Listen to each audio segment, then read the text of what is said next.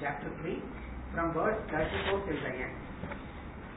Indriyasyendriyasyate ragadveshau vyavastitau tayornavashamagachet tau yasya paripantinau shreyan swadharmo vigunaha paradharmat swanushtitat स्वधर्मे निधनं श्रेयः परधर्मो भयावहः। अर्जुन उवाच अथ केन प्रयुक्तोऽयं पापं चरति पूरुषः अनिच्छन्नपि वार्ष्णेय बलादिव नियोजितः। श्रीभगवानुवाच काम एष क्रोध एषः रजो गुणसमुद्भवः महाशनो महापाप्मा तीर्थेनमिह वैरिणम् धूमेनाव्रियते भस्मिः यथादर्शो मलेन च यथोल्बेनावृतो गर्भः तथा तेनेदमावृतम् आवृतं ज्ञानमेतेन ज्ञानिनो नित्यवैरिणा कामरूपेण कौन्तेय दुष्पूरेणानलेन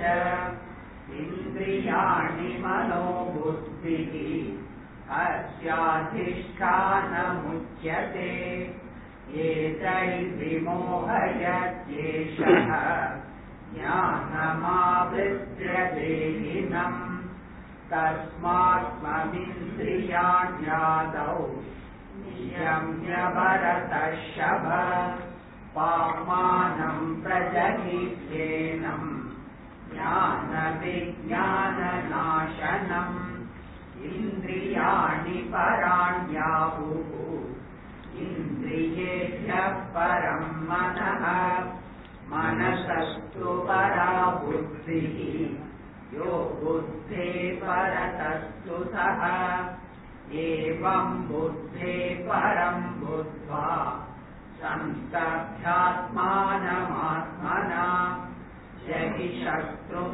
महाबाहो कामरूपं दुरासदम्।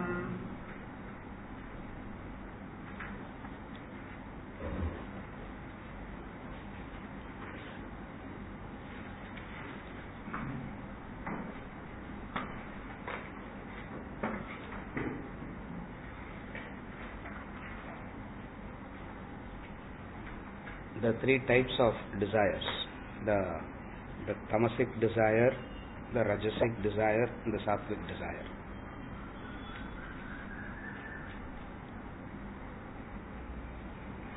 Sattvic desires are the purest,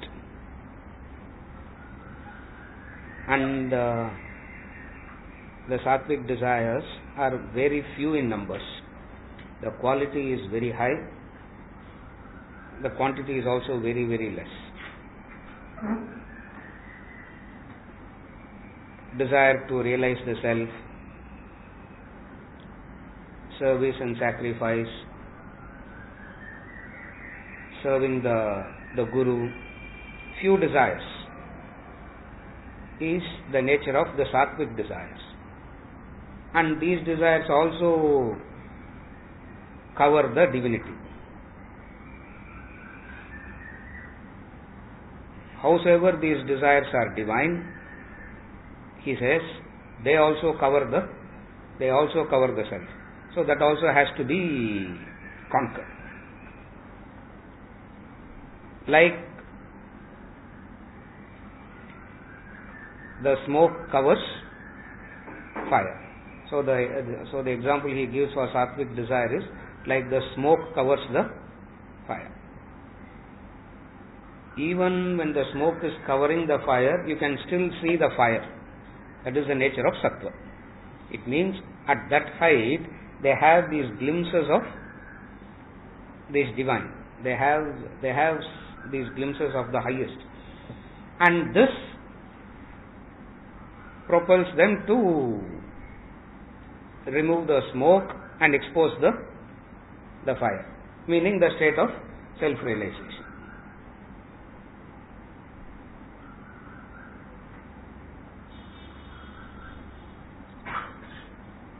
Rajasic desires are egocentric and selfish.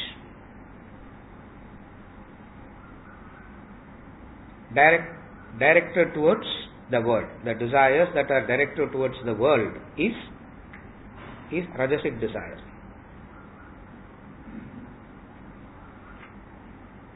You want to help the world is a Rajasic desire. For what? You want to help the world as a tool for your evolution, then it becomes sattvic. You want to help the world because world needs help. No? That is Rajasic desire. Others need help. It's a Rajasic desire because it is directed towards the world. Such desires covers the self as dust covers the mirror.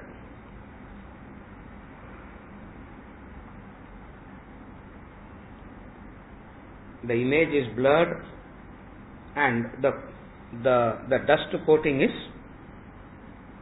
strong. So you need effort, lot of effort is required to wipe the dust and then expose the image. Exhaustion of these desires requires consistent effort. That is the state of Rajasic desire. And there is a gradual unfoldment of self from the state of Rajas to Sattva, and then you grow. The third is the womb covers the embryo. He calls it as Tamasic desire.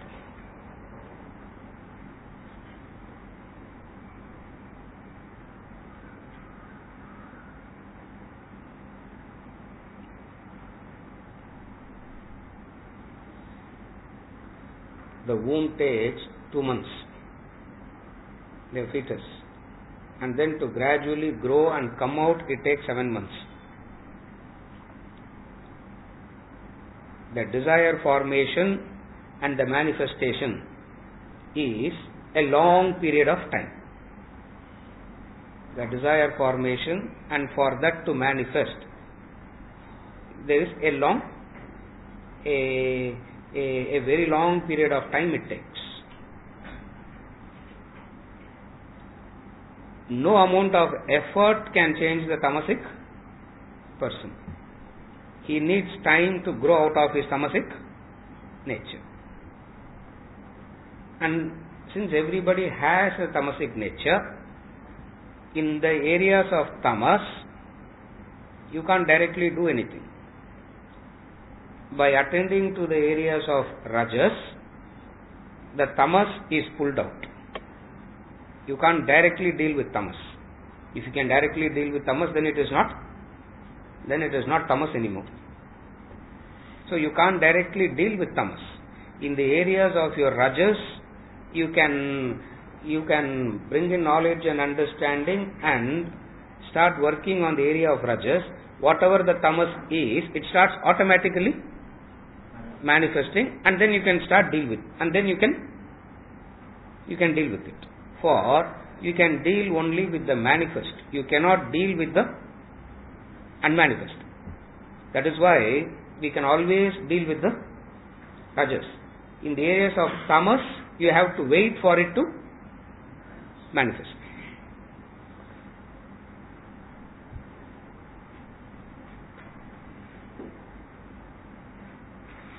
if tamas becomes too much, if tamas gets too much, then physical pain. It is the physical pain that will wake the person up. Now this is a very rare. These kind of human beings are very, very rare. You don't get people in tamasic nature in large numbers. There is always a very good proportion of rajas is what we find. We don't find grossly tamasic. Therefore, what these people can do, instead of worrying about the areas of tamas and asking what to do, we can focus on the areas of the rajas. When we focus on the area of rajas and mature into it, grow into it, whatever the tamas is there, it starts automatically manifesting. How it works is like this. When you transcend the rajas, the tamas will automatically manifest, because the existing rajas is what is suppressing the tamas. There is this tamoguna, and this tamoguna is suppressed by the agitations of the rajas. So unless you do something with your rajas now, the existing tamas can never manifest. That's why they say, forget about the tamas, whatever the areas of rajas is, start working in the areas of the rajas. But the mind always says, work with tamas first. Work with tamas first. Working with tamas is just verbalizing it. You're just keeping, you can eternally keep talking about it, and no consistent action will be possible to deal with tamas. Therefore, what does one actually do? Start dealing with rajas.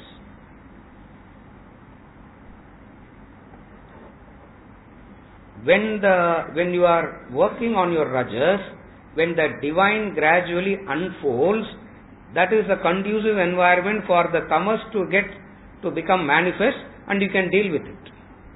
That's how it works. Again I repeat, when you start dealing with the rajas, the amount of knowledge and understanding and the unfoldment of the divine itself is a conducive environment for whatever tamas you have to manifest, to come out. When tamas comes out, it becomes rajas. You have to allow that to come out. When tamas comes out, it becomes rajas. I have a desire for something. I don't even know that I have a desire for that. And what does rajas means? The desire has come into my expression, and I start actually thinking how to go about it, how to fulfill it. For that, you need to allow that to manifest. Now, when you have to, one thing is just keep waiting. Another thing is something we can do to make the tamas manifest. In order to make the tamas manifest, you can't do anything to the tamas. You have to deal with the rajas. Are you able to follow how it functions in the gunas? Psychologically, how it functions is, in the presence of the higher, the lower behaves. It comes out. In the hierarchy, tamas is the lowest, and tamas has no connect with sattva. What it can connect with? Rajas.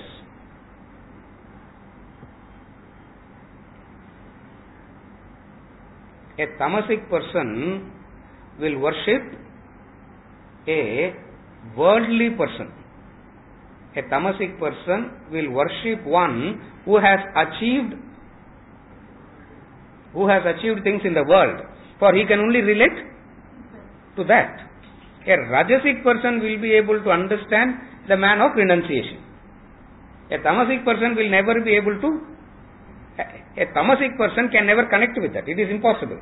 For the law is,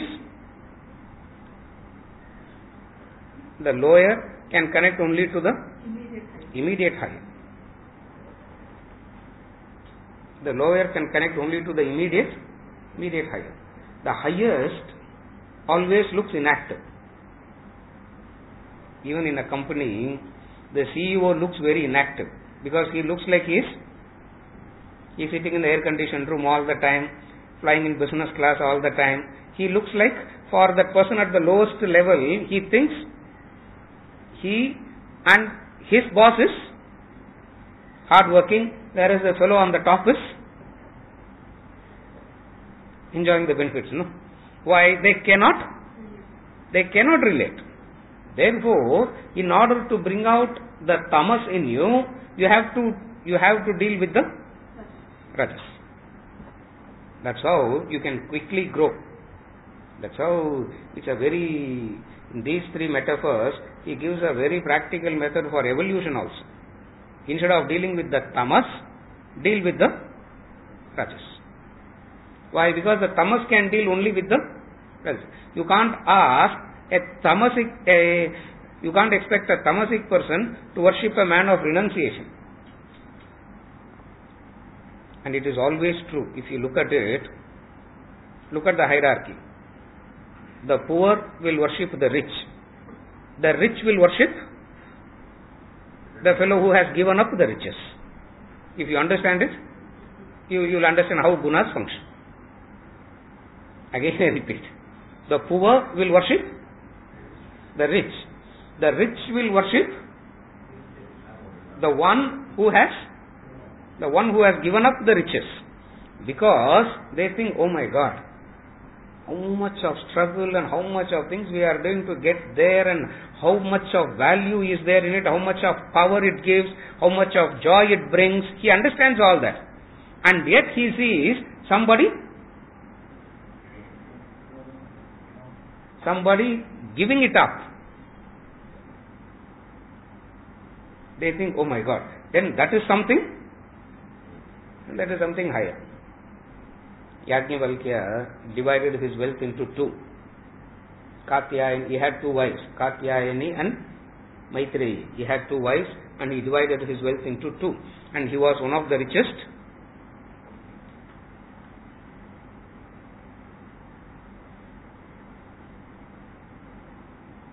The richest guru the world has known till date is Yajnavalkya. Because in his ashram he had 20,000 cows. 20,000 cows means even Bill Gates will come to him asking for a loan. That's the richness of that man. He divided his wealth into two. Called his two wives, Katyayani and Maitreyi. He says, take it. Katyayani took the wealth and she left. That is tamasic in. Maitreyi said, if you are giving this up, it means you have found out something more valuable than this. You have found out something much more higher than this. If you have not found out something higher, you can't give this. That's the logic. The fact that you are giving up all these means you have found out something higher. Now, give me that. Give me that. Teach me that.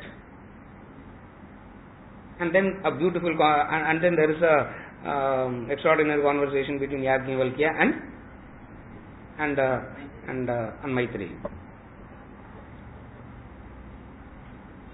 The husband is not dear for the sake of the husband, but for the sake of the self in the husband.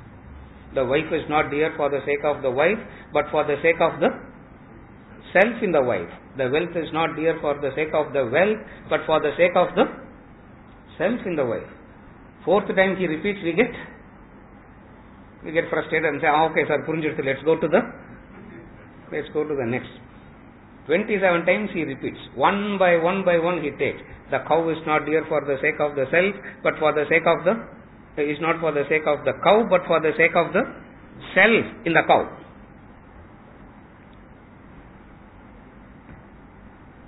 And then she asks some questions, he gives an answer. Extraordinary conversation. In order to bring the tamas out, you have to deal with the rajas. In order to same logic, in order to deal with the rajas, you have to in order to deal with the rajas, you have to deal with the sattva. And everybody has some sattva. Everybody has some sattva guna. By this way, you reach the self. Because remember Arjuna's question. What is it that is? What is that force that is driving me to do things even though I don't want to do?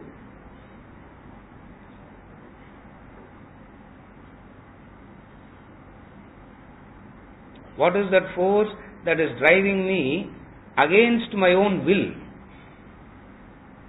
My willpower, my self-effort looks so powerless in front of that power. And that power is also in me only. Self-effort is also in me. There is this force also in me. What is that force that is more powerful than the effort? The answer is the three types of desires. Sattvic desire, Rajasic desire and Tamasic desire. And how does one overcome tamas? Deal with rajas. How does one overcome rajas? Deal with sattva. How does one overcome sattva? How does one deal with sattva? Yajnavalkya says, don't worry. Come to that height, it will happen. Come to that height, for you can't do anything with. See, you can make an effort only to come up to sattva. Logic doesn't apply from sattva to trans-sattva. There is no logic there. The jump from finite to infinite, there is no logic there. When I say there is no logic, means it doesn't fit into our sequential. That's why I asked. From tamas to rajas, rajas to sattva, all that you can do is what? Keep strengthening your sattva. As you become more and more and more sattvic, you reach a point where the sattva drops by itself. This is how you deal. You had something.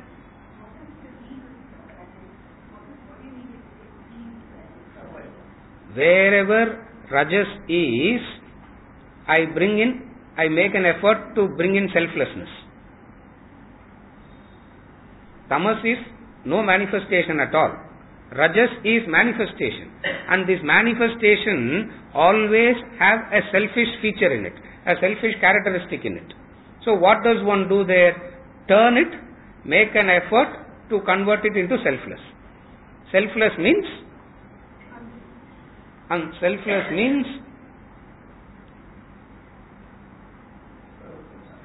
action for the highest goal. That is how you deal with rajas. The highest goal, sattva dissolves by itself. Adukku training vanda. No effort is required for that. Training and effort is required from tamas and rajas to sattva. What is dealing with rajas means? He gives us example. The very standard example that he gives. When I walk into the classroom to talk, I have to examine what is the attitude with which I am talking. One thing is I can talk without awareness. That is the state of That is the state of tamas. Second is, I am doing this action, but I want something out of this action. So, rajas is that awareness of this action is driven by what? What am I doing this action for? To whatever extent I can stretch, I stretch it and make it selfless. That's how I deal with rajas. Because rajas is the combination of selfish and unselfish. Tamas is unmanifest. Pure, that is just ignorance, that is. You can't say anything there. When rajas manifests, rajas is a very weird proportion, a very weird combination of selfish and unselfish. In the areas of selfish, I try and make it unselfish. In the area of unselfish, I try and make it selfless. So, that effort of selflessness helps me to actually come out of rajas. Otherwise, I will be circling in rajas. What is circling in rajas? Previously he has said it. Urdhvam gachanti sattvastaha madhye tishtanti rajasaha adho gachanti tamasaha. The tamasic people go to adho gachanti. Adho gadin ronlan. That's what it is. Adho gachanti tamasaha. Adho means the lowest state. The tamasic goes to the lowest state. Madhye tishtanti rajasaha. The rajasic goes in circles at that level. What is that circle? That combination of selfish and unselfish. Selfish is agitations. Unselfishness is so refreshing. Unselfishness is so relieving from that pain of selfishness. But then that very unselfishness itself very soon turns into selfishness at that level. So, how to deal with rajas? In the area of, that's where knowledge helps the rajasic people. Where it is selfish, it will say, turn unselfish. Where it is unselfish, it says, turn selfless. This is how you deal with the rajas. Because what is the rajoguna? A combination of selfishness and unselfishness.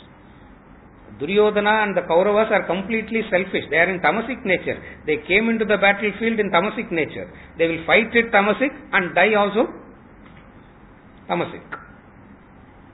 Arjuna is a combination of selfish and unselfish. That's why we can relate with relate with Arjuna very easily. We will respect an Nachiketas. But very difficult to aspire to become a Nachiketas. We may respect him and we say, great, and you be there, I'll be here. Arjuna is this combination. What is that combination? The combination of selfish and unselfish. That is where, if tamas is darkness, rajas is greater darkness. Because the combination of selfish and unselfish, the peace and the relative bliss and the relative joy of unselfishness itself clouds. The Guru, the Shastra says, turn selfless. And dropping the unselfishness and turning selfless is slightly more effort than dropping selfish to unselfish. That's where you find people in the world can relatively drop their selfishness in pockets. In pockets they can drop. But very difficult to drop the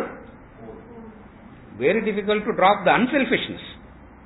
Why? Because that there is a very relative there is a very relative joy in it. There is a very relative satisfaction in it. Where is the joy and satisfaction in unselfishness?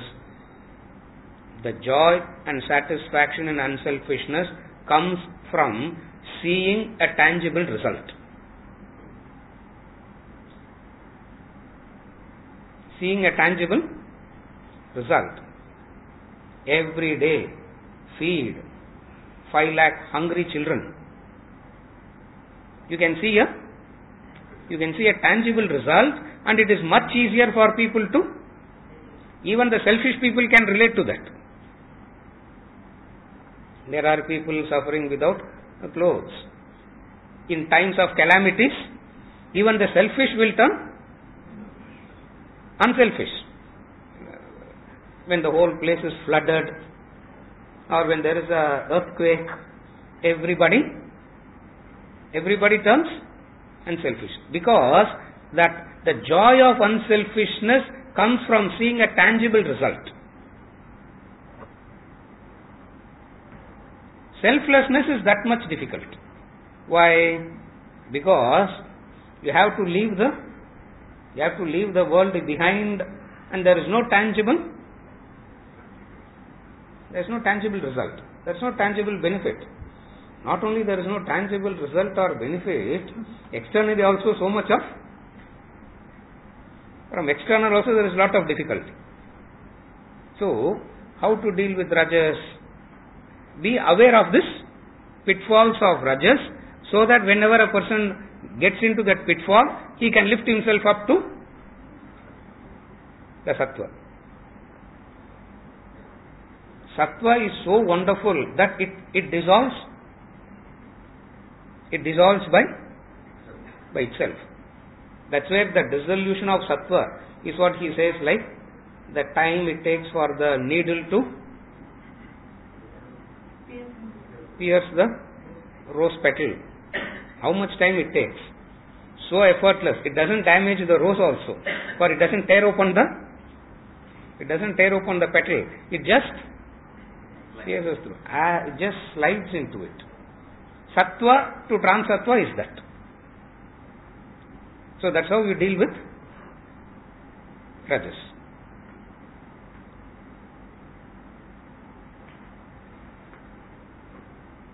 In the areas of tamas means one word for tamas. Indifference. Tamas is nothing but indifference. Now, you work on some areas of indifference and evolve, the other areas starts coming out by itself. If somebody from outside were to correct the indifference, I will correct there. I will mechanically follow something there. But in the other areas, my indifference will not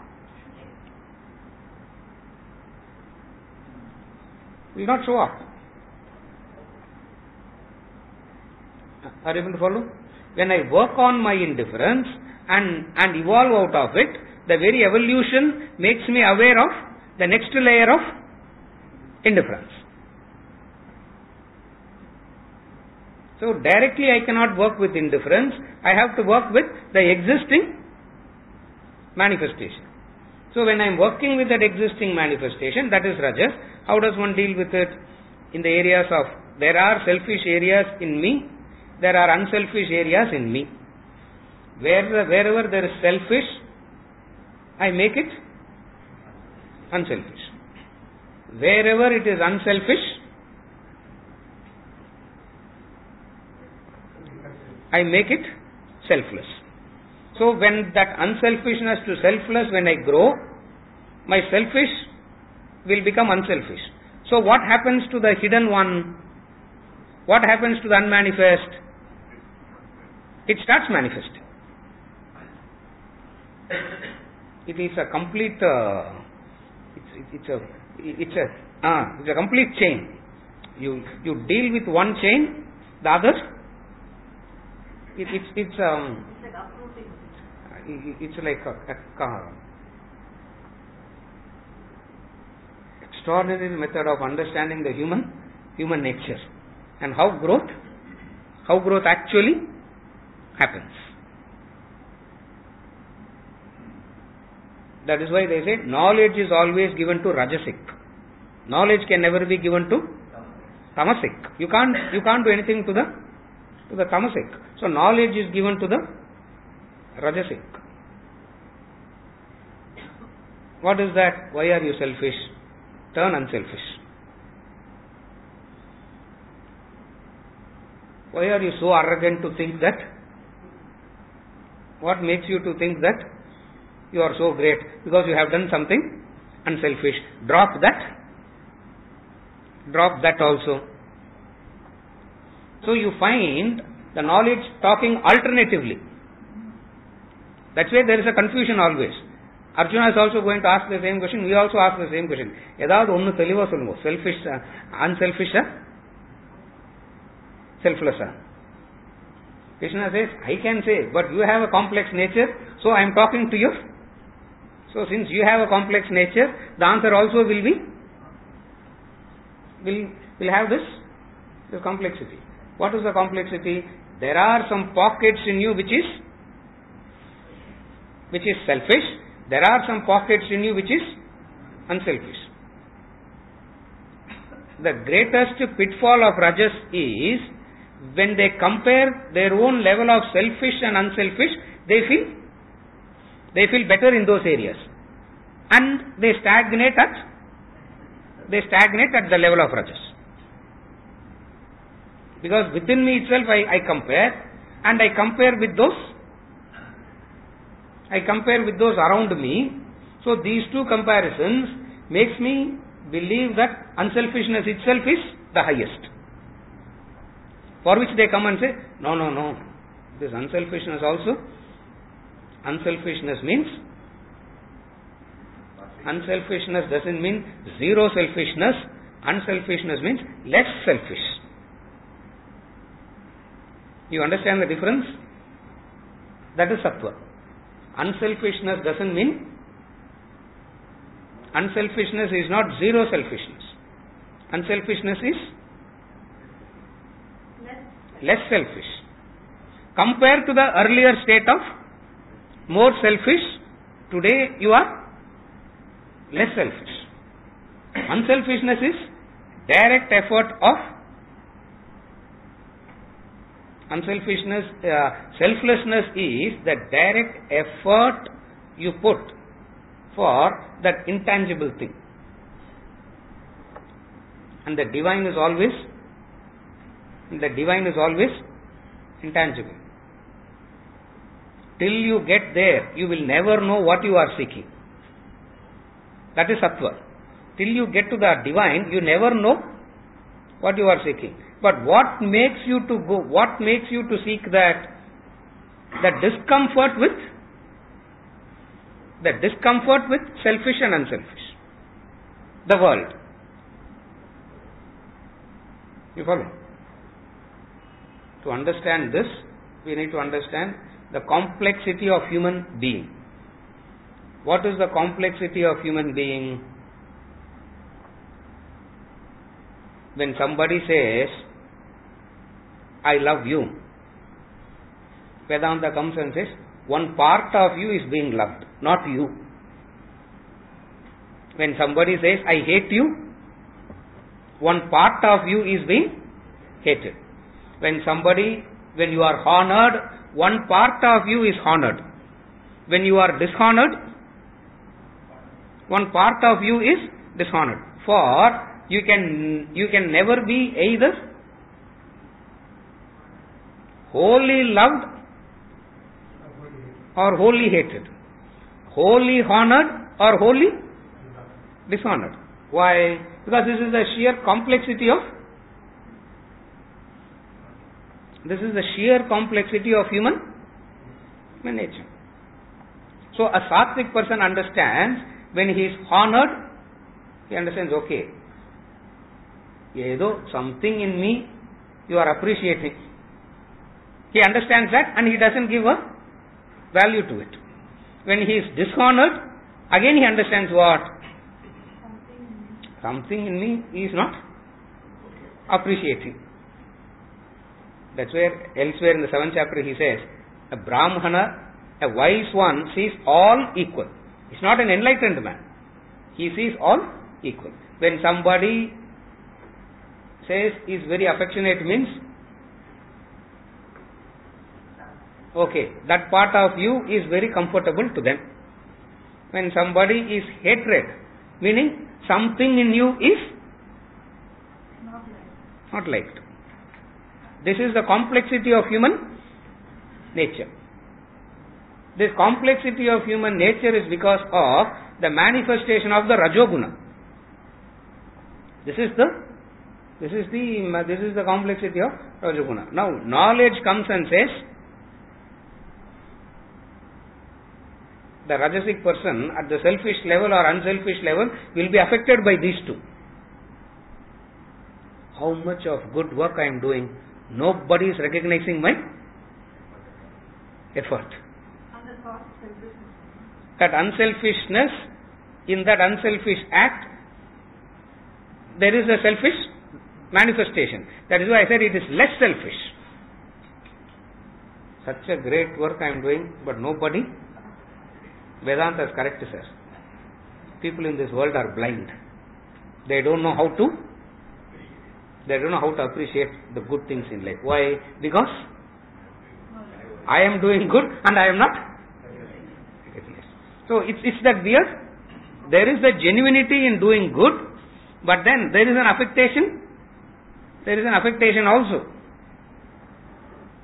So they go through this fluctuations at the same level. They don't grow to the next level. Are able to follow? They go through the fluctuations at the same level. They don't go to the next level.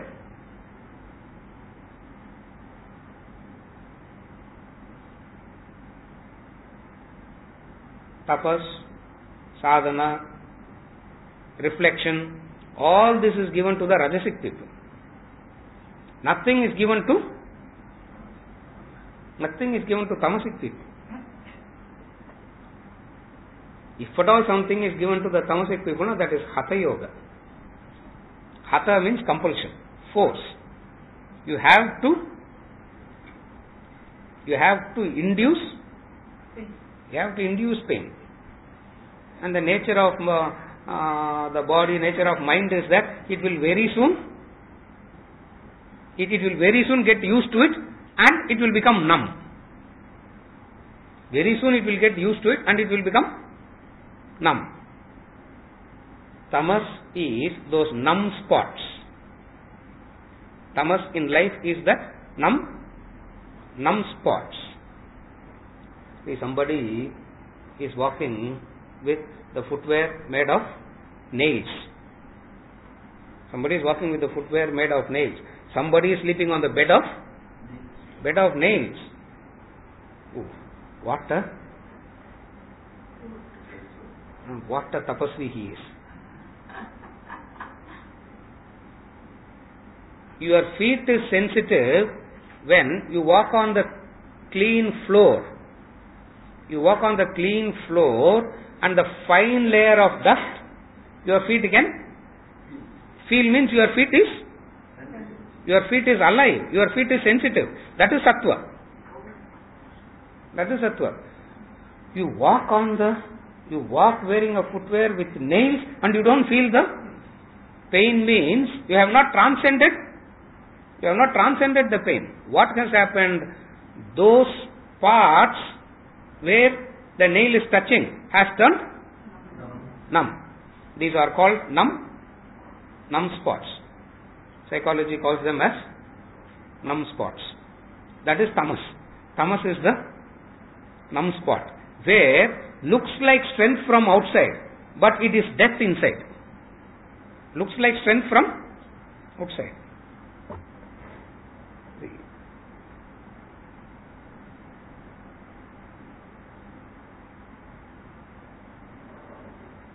The two watchmen we have hired for the land, they are not watchmen.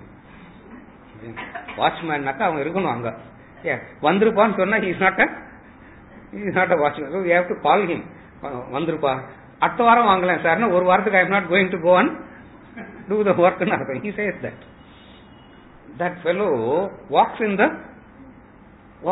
that without footwear. His feet is not a strong man. He is looking at him, we should not misunderstand that as strength. That is tamas, that is.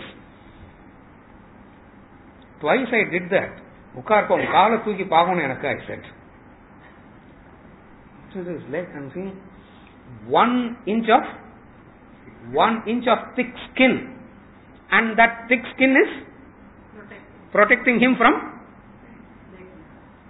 the thorns. Will you call it strength, or will you call it dead skin? Will you call it strength, or will you call it numbness? It is numbness. When I go, I have to wear a shoe, thick double socks, and wear a pant and the shirt, wear not one thorn. Compared to being dead, being alive is better. That is moving from tamas to rajas. Tamas is the numb spot. That's where compared to that person, rajasic person will look like a very fussy person. He looks like very, why is he so, why are you making such a big fuss? Compared to the tamas, this is better. Why? At least some reactions happen. Imagine, thorn has pierced the feet and he doesn't even know that thorn is there. This is called numb spot. This is moving from, this is tamas. Rajas is the pain, and experiencing the pain brings about an affectation. As a result of this affectation, the mind somehow tries to avoid the pain all the time and be in. How to avoid the pain and have pleasure all the time is rajas. Tamas is not even knowing the difference between pain and pleasure. Rajas is the awareness of these two, but wanting to avoid the pain and be in pleasure. Sattva is, I have nothing to do with pain and pleasure, how to transcend both. That is sattva. Are you able to follow? Sattva guna is that. So all the effort that we do is always to deal with the rajas. How to teach that fellow? Take a thorn and poke him where he is not numb.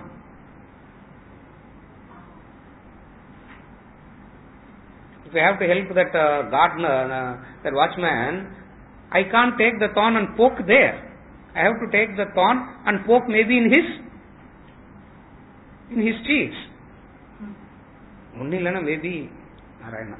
Maybe in his eyes. Are you feeling pain? Yes. Why are you not feeling? Why aren't you feeling there? Oh, you feel pannanulla. Why you are not feeling there? Because you have developed. You have developed a thick skin there. That's how deal with. So deal with the area of sensitivity to open up in the area of insensitivity. For you can't directly go and deal with that area of insensitivity. For how much ever you deal there, he will not even react to it. He will not even recognize what is happening. This is how you deal with. This is how you deal with rajas. Area of selfish, make it unselfish. But how can a human being both selfish and unselfish? For human being is that complex existence. Human being is a complex existence. Cow doesn't have any complexity. Tiger also doesn't have any complexity. Human being alone has There's complexity, a complex existence. Are you able to follow? From another angle, if you look at it, a human being is a combination of various roles put together. Who's a human being? Various roles put together is a human being. What is the conflict? What is the conflict? When you play one role, some other role gets neglected. Some other role that you have to do gets neglected. And that which you neglect comes back to haunt you later. That which you neglect comes back and haunts you later. You feel? Guilty. You feel guilty. When the man is alive, so much of pain he gave, so irritated at him, because of the irritation, I didn't do what I am supposed to do. After he is dead and gone, that which I didn't do comes back to haunt. This is the nature of. That's why a human being needs his knowledge, because human being is this complex existence. What is the complex existence? Combination of various roles put together. Lot of knowledge and understanding is required to prioritize the roles and do it effectively. That's where knowledge comes and helps. Knowledge doesn't say neglect. Knowledge says prioritize. The language of tamas is neglect. That's not the language of knowledge. The language of knowledge is always prioritize. That is why we talk about the sense of value and sense of proportion. Sometimes you have to prioritize differently. So you are willing to. Why this complexity? Because a human being is a complex existence. What is the complexity in him? Various roles put together. Always you find in a human being, he is very good in one or two roles. Rest of the roles, he neglects. He doesn't know how to, what nowadays they call as balancing. You have to balance. Nowadays they say you have to balance everything. No. What is between balancing? A person is very good worker in the office.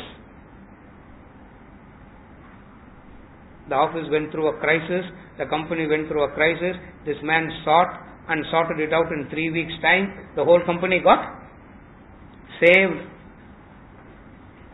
The colleagues from the office come home on a Sunday afternoon, thanking that man and telling the wife, you don't know how great is your husband. The wife says, Yorapatiya. Indala. Why? Because one role is neglected. Now carefully follow. People relate to you only through a particular role. People don't relate to you in total. You have to be extremely selfless to do that. Only a guru will be able to do that. For he relates to you in totality. Rest deals with you only in a role. Rest of the roles is mere academic. Just social, that's all. If you have observed, you fall sick and then you come back, they will ask you, how are you? By the time you start explaining, they will switch off. You know that they are not listening. Why? Because they are not concerned about that role in you. They are worried about a role. Now you don't call people selfish and self-centered because of this. This is how life is designed. You understand this and you move. Otherwise, if you don't understand it rightly, everybody is selfish, sir. Now he says, yes, everybody is selfish. In that everybody you are also included. When they say everybody is selfish, excluding me, it is implied, no? People in the world are all selfish means, obviously who is excluded? I am excluded. Okay, konja area la ungale exclude pandren. But more or less, I am more. Why? The nature of life is such that people can relate to you only in parts. For the nature of rajas and tamas is parts. It is sattva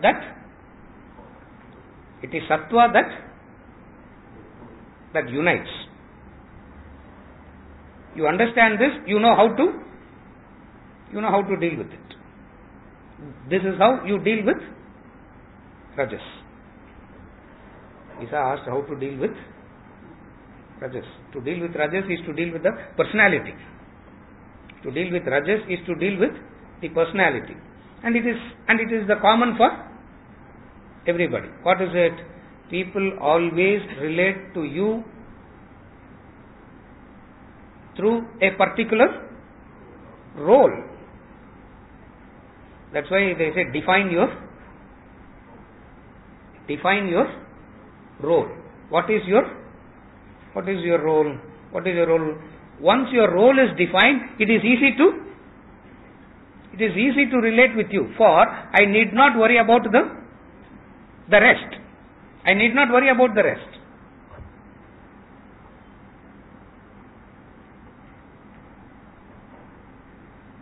That's why we say define the roles. Define the roles. You go to the Guru, he says all roles are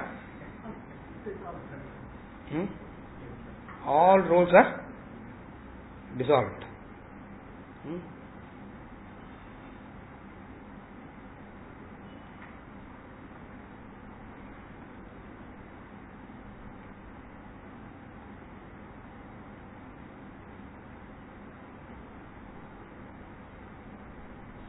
From Calcutta, I called Swamiji and said that this is what is happening. Because he asked what is happening and all that.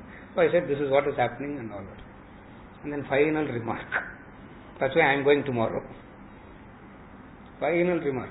Oh, so 2-3 classes you will skip and you will go to Calcutta but not come here, no? No, Swamiji, it's not like that. Idiot. Put the phone down. Put the phone down. Then 2 days later I texted. Check, this is what. He said, good. He got it. Otherwise there is no need for, it was so unscheduled, it is so unplanned, there is no need for me to.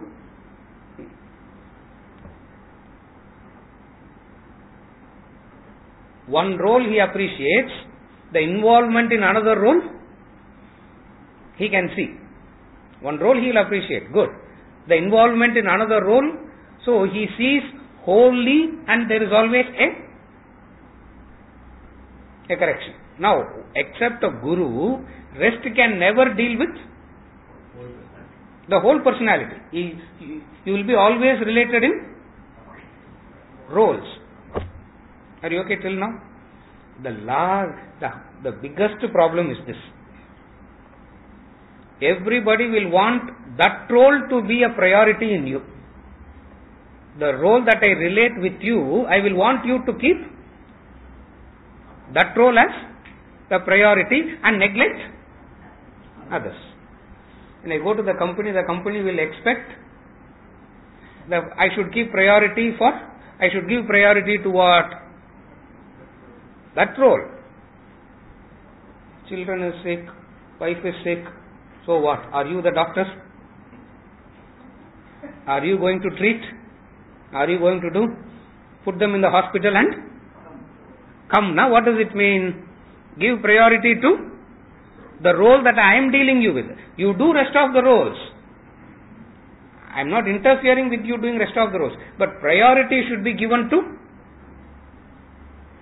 the role that I am relating you. The wife will say, are you married to me? Are you married to work. Then why did you marry? It means what? You work. But who should be the priority? I should be the priority. The child says, if you and wife have to be, then why give birth to? Children ask, no. Then why give birth? So the children expect you to keep priority. You speak to you listen to a politician, the politician will say, keep nation as the priority. Beyond a point, you will get so confused. Guilt only is the end result of this way of living is enormous sense of regret and guilt. Enormous sense of regret and guilt. That's why they say, எவ்வளோ பண்ணாலும் யாரையும் satisfy பண்ண முடியல sir. What are you trying to satisfy in the other? You are trying to tell everybody that you are my priority. You are my priority. Now how can you have 100 priorities? You can only have one priority. You can only keep one role as your priority and align all other roles and align everything in relation to that. Enormous courage is required, enormous knowledge and understanding is required to do that. Why? Because the other roles will always come and interfere. Knowledge says, don't run away from the roles. Be there. One thing is to run away from all that. One thing is to divorce everything and just do one. Looks much better. But then, all the other areas you have developed numb spots. It's not that you have transcended all that. Those are the areas you just turn. Therefore, Vedanta comes and says, be in all these roles and fight it out and transcend. You cannot divorce. You cannot run away.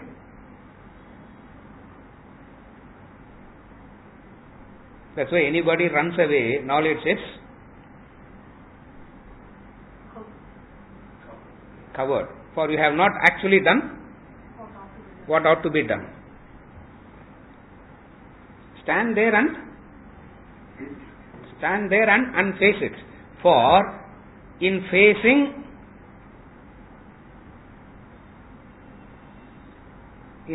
it, when you face it, you understand the hollowness in it. That's how you grow. When you are running away, it looks big. You are frightened. When you face it, you know that how small it is, how shallow it is, how hollow it is. You become strong. People don't understand by facing how you can transcend. When you face it, what happens is, you know how small it is. Why was I? When you face it, you will see the reality in it. What is the reality? It is very hollow. It is very shallow. When you see the hollowness, when you see the shallowness, you transcend.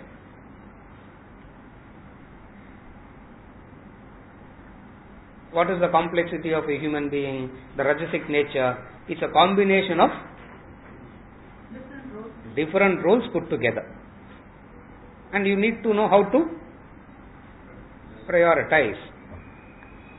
On what basis you prioritize? Not likes and dislikes. You prioritize. Everybody is prioritizing. But they are prioritizing it based on their likes and dislikes. Krishna says, prioritize, but keep me as the standard when you prioritize. What I say is the standard for you to prioritize. Tasmat Shastram Pramanam Te.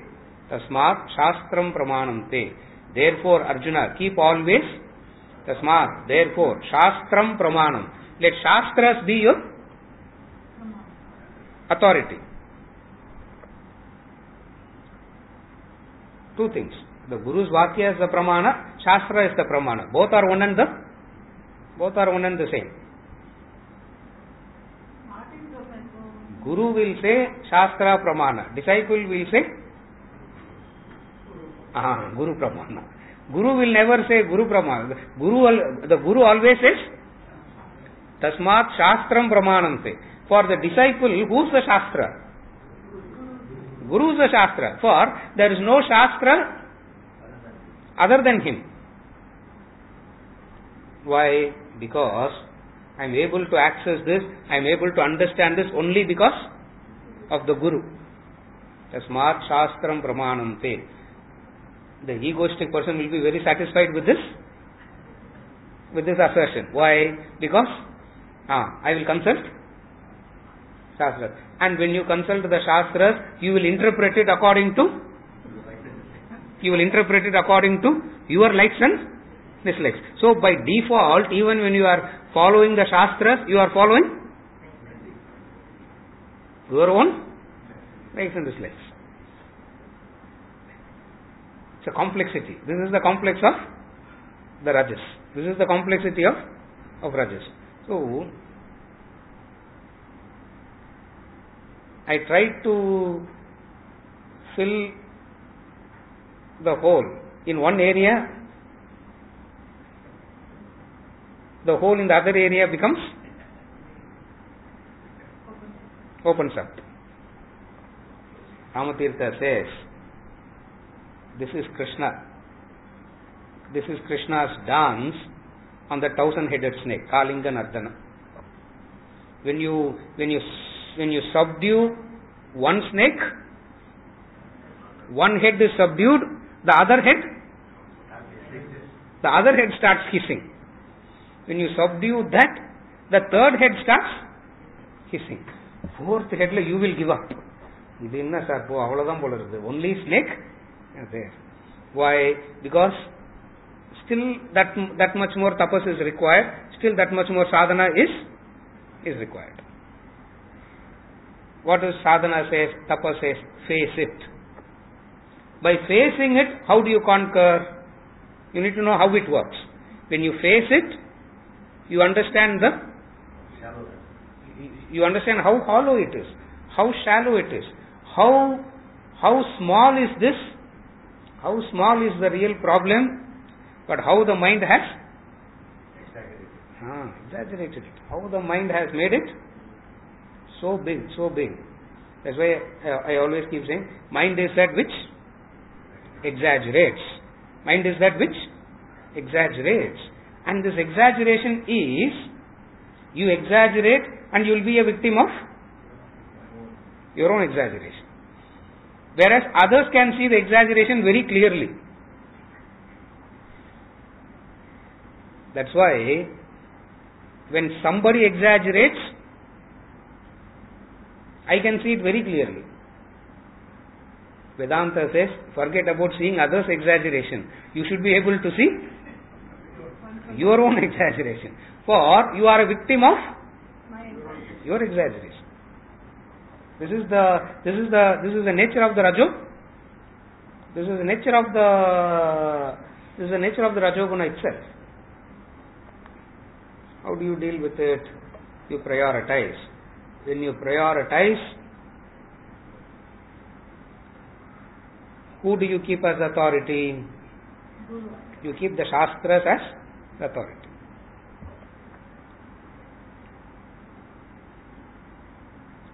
For since he deals with you wholly, he will know how to help from your selfish to unselfish. He will know your pockets of selfishness, he will know your pockets of unselfishness, he will know your pockets of selflessness. All the three he knows. So he knows how to help you holistically. Rest of the world knows only how to correct you in a particular role. Why? Because You relate only through that particular role.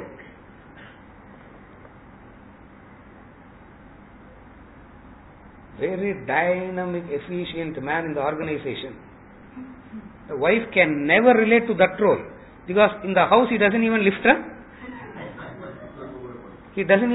glass in the house. So she just cannot relate.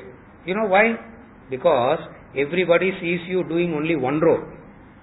They don't see you doing the other roles. For you can't see. The Guru, because the Shastra is the Guru, because of the penetrating capacity, that's the power of intellect. Can see all the roles.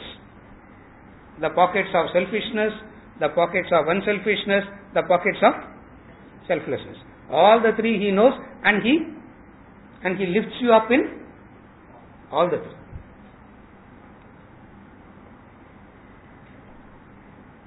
Extraordinary way of dealing with the human. More than that, just how they even understood this complexity of the mind is amazing. Amazing it is. When they understood all this, see, at least now there are so many temptations, so many indulgences, we are able to see all this now. At that time where even to cook a meal is even to cook one meal is a difficulty. Luxury it is. What indulgences they would have had? What temptations they would have had for them to have penetrated it so deeply? Extraordinary is this Shastras. You follow? At least now it is so easy, because the the temptations are many. You want to buy a phone, you really don't know what to buy, what not to buy. You want to buy a car, you really don't know what to buy, what not to buy. You really want to marry, you really don't know. Yeah, matrimony site li avlo irukudhu.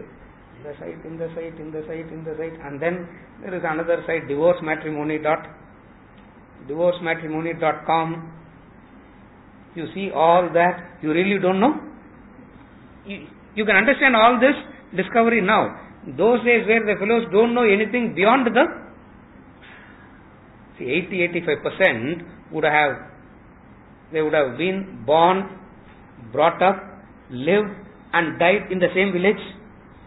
At the most, where they would have gone? How much ever their legs can carry, which means 5 miles, 6 miles. So their notion of the world is so limited. But look at that penetrating capacity that they were able to sit and understand about the mind, understand the complexity of it. And that's why he always says, Vedanta's unique contribution to humanity is the Sattva, Rajas and Tamas. Sattva, Rajas and Tamas. You can do a 3-year course on Sattva, Rajas and Tamas. Because so much is there in it.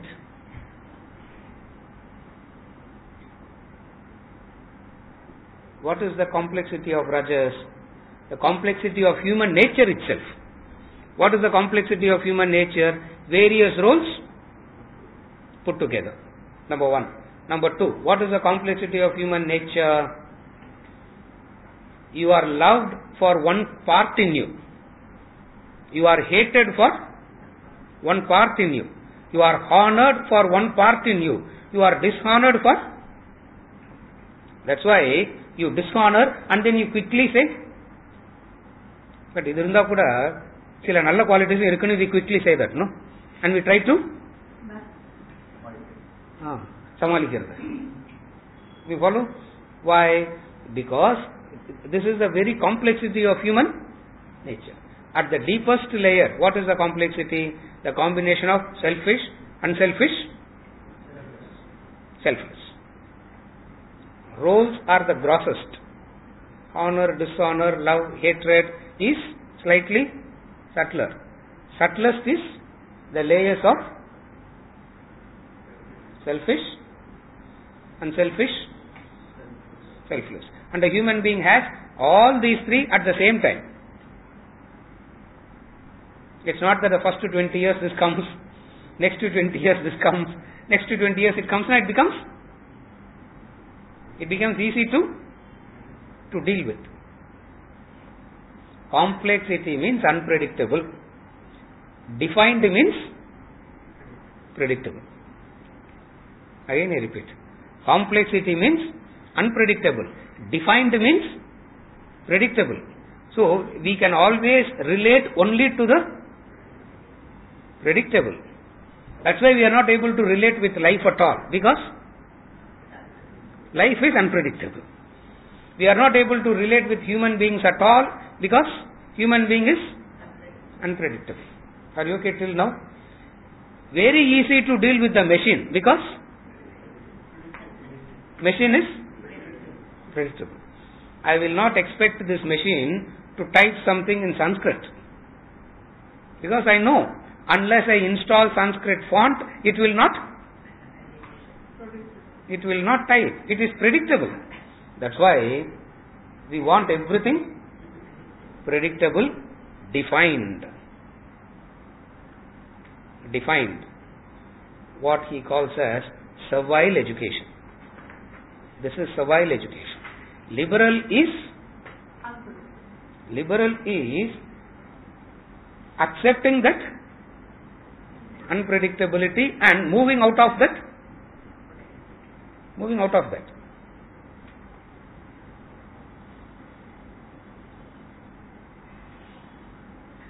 The person in the academy, the fellow who's an accountant will be the person who will be handling the building. The person who is in charge of who's an engineer will be dealing with the accounts. Person who doesn't know the difference between kallaparuppu ulta paruppu difference theriyadu, they will be the person handling the kitchen. People from outside, they go there, in the deepest core they always think there's something not right in this place. Why? This man is defined, give him that. This person is defined, give him that. This person is defined, give him that. It will be a well organized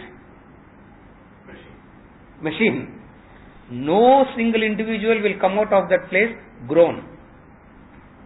So many scholars will be produced, but not one individual will come out of that place grown. You need to break it. When you are breaking it, you may incur a few losses. I know next week also he will tell me when I go, he will say, hey, that bell tower is slightly tilted, no? It is tilted. The bell tower building, it is slightly tilted.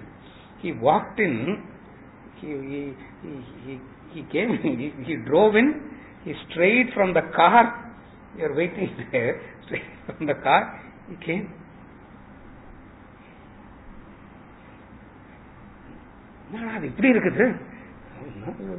only told that fellow to build it like that, he will tilt that. Where is it tilted? Lie down and see. He made a, I said, Swamiji, Pattan Pata ellame konja tilted aata. Everything will be slightly tilted only. A fellow who doesn't know anything about engineering is a fellow who has to build. When he is doing it, losses are inevitable, correct. Losses are inevitable. Here we are struggling to raise and put, and that fellow simply close it. Raghu, you should come. You are free next week, come with me, I am going. You should come. I tell you, one man has the courage to do a bold experiment. Extraordinary courage is required. Understand this. Only a genuine, compassionate, loving person will have courage. You need to have genuine love, genuine compassion, genuine affection to do all this. Otherwise, it is so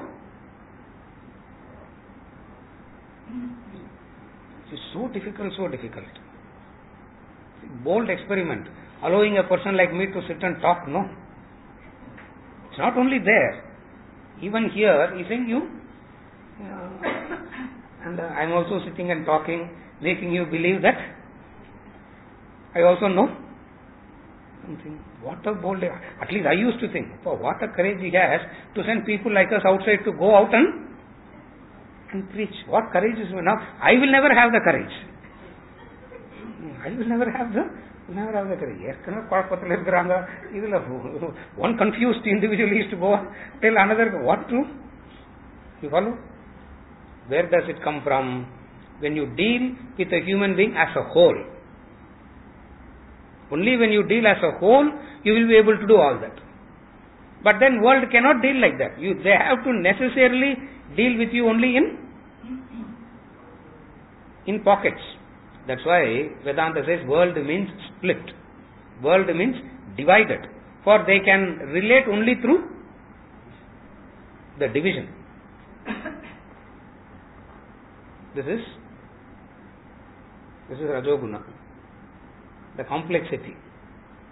Tamas, no problem. Because everything is unmanifest. 1 inch of thorns are stuck to his feet. How can the thorns not pierce his feet? It has to pierce him also, no. Then what is protecting him? Which is not a protection at all. That 1 inch of skin, dead skin. That is the protection of tamas. So, unmanifest.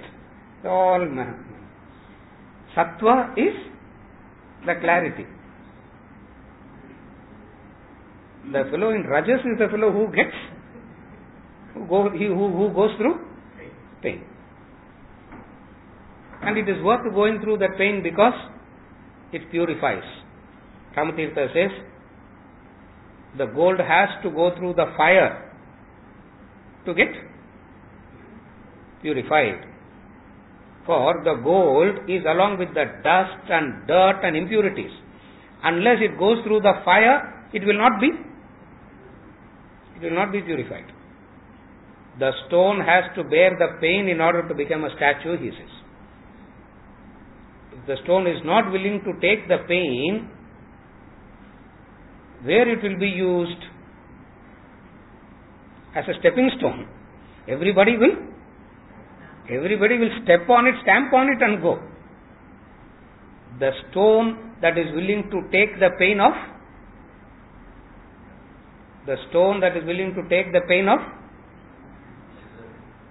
the chisel is worshipped. Same stone turns into an idol and everybody falls at, including the man who created it, falls at the feet. No. So it is worth going through the pain. Knowledge doesn't make it so painful. There is a pain, but it doesn't make it so painful. This is how the movement from Rajas to Sattva. Okay.